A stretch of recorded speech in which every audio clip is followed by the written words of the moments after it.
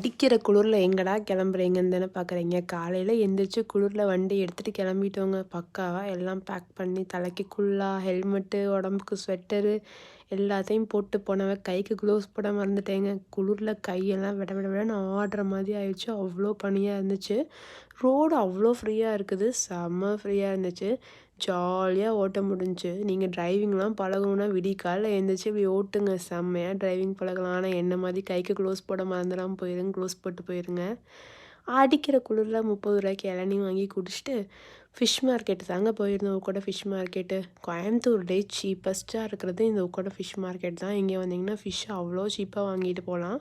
நாங்களும் ஃபிஷ்ஷு ப்ரான்ஸ்லாம் வாங்கிட்டு வடையை பார்த்தா வாய் சும்மா இருக்குமாங்கிற மாதிரி தான் வடையும் வாங்கி சாப்பிட்டுட்டு அப்படியே அங்கேருந்து மெல்ல கிளம்பி வந்தோம். மண்பானைலாம் அழகழகாக இருக்குங்க. ஷாப்பிங் பண்ணணுன்னா கூட பண்ணிட்டு வரலாம். விடிய காலைல இந்த மாதிரி ட்ராவல் பண்ண எக்ஸ்பீரியன்ஸ் உங்களுக்கு இருந்தால் மறக்காமல் கமெண்ட் பண்ணுங்கள். நெக்ஸ்ட் வீடியோவில் பார்க்கலாமா?